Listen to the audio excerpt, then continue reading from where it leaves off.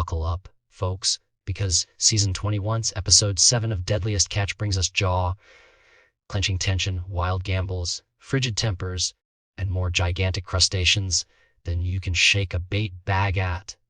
This hour crams in boatloads of action, crew drama, life or death decisions, and a few moments that will have you yelling at your screen. Want to know who gets fired, who pushes their luck, and which boats finally find that sweet spot of crab gold? Stick around, because we're covering every salty twist. So, right from the top, Captain Sig Hansen and the Northwestern crew just wrapped up a king crab delivery and are steaming north to the Faraday grounds. But Mother Nature isn't pulling any punches. Heavy freezing spray beats down on the decks, and you can feel the tension creeping up as the weather shifts from dangerous to downright deadly. There's this air of dread lingering. You can practically see the ice building on every surface and the genuine fear on the guys' faces. Sig knows all too well, sudden cold snaps mean more than just frozen skin. It's an invitation for both equipment failures and cranky, on edge crew. The phrase, fishing in hell, is tossed around, and honestly, that's barely an exaggeration. Meanwhile, over on Jake Anderson's Titan Explorer, things look excruciating. The pots are spread out over 13 miles. Yes, 13, which in Arctic waters translates to an exhausting, risky route, especially with only 2 crabs per pot at times. Each pull is like a slap in the face, empty pots, disappointed grumbles, and mounting frustration. With tight delivery deadlines, Jake desperately tries to squeeze speed out of his vessel. He gets Felipe, one of his deckhands, to goose the engines, pushing the RPMs close to the red zone, all so they can go from 7 knots to 8.5. Every extra knot is money on the table, but one false move could cook the turbo or trigger a fire.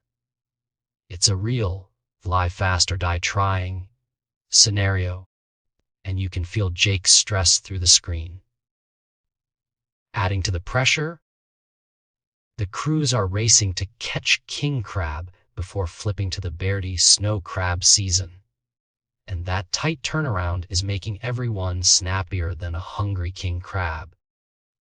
Captain Keith on the Wizard is laser-focused, barking orders about bait and stacking. We get a slice of pure crew drama here, with the new guy Connor from Australia clashing with almost everyone. A major bait screw-up happens.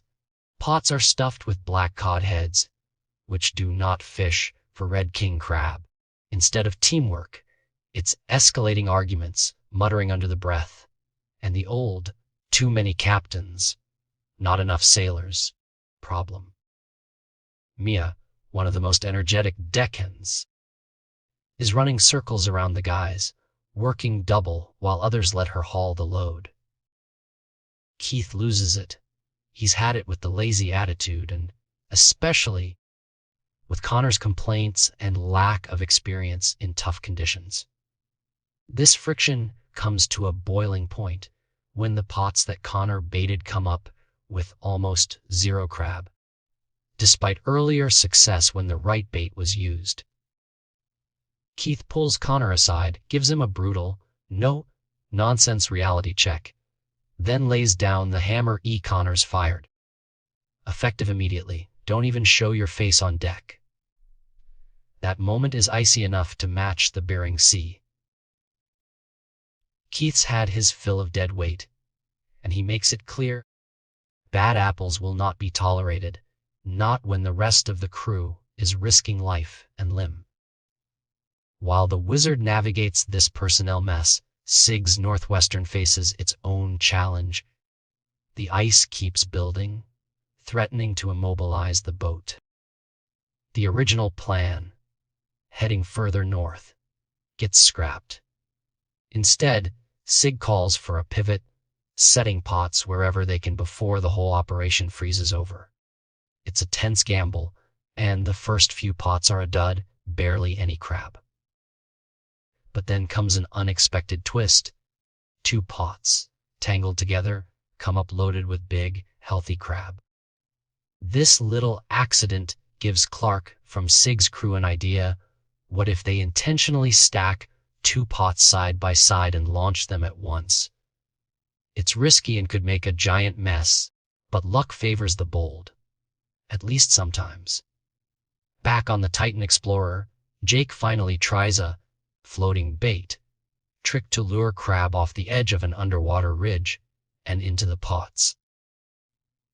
It's a move that swings between genius and desperation. As the first of these customized pots are hauled back, the reward pays off. Pot after pot finally comes up with a decent haul, putting Jake's delivery back on track. For the first time in what feels like an eternity, the crew erupts in pure joy. Dancing, hooting, real relief, and camaraderie returning to the icy deck. With the big king crab order met, all eyes turn to Beardy Crab. Back to the Northwestern. Sig's team watches closely as Clark's 2-pot idea gets put to the test. The pots hit the water nearly on top of each other, a potential train wreck in fierce current. They haul them in, breath held, and boom. 2 big pots loaded with crab. Evidently, the gamble paid off. Even Sig, notoriously hard to impress, can't deny the numbers. There's a real, I told you so moment, but this time it's all laughter and good vibes. The Northwestern is back in the game, and hope soars once again. Over on the Wizard, firing Connor brings a final sigh of relief to the exhausted crew. Keith makes him sign an end of voyage statement, making sure there are no injury claims or blowback later. Even in this last moment, Connor pushes back, claiming he'll send a hospital report due to a purple ankle. But Keith waves him off. The message to the rest of the crew is clear. Let's work together, bring in these crab, and leave the drama behind. As for the ending, the boats are on the move, battered but victorious. Jake's Titan Explorer celebrates filling their hold, and now faces 450 miles of open water to Dutch Harbor with a fat payday on the line.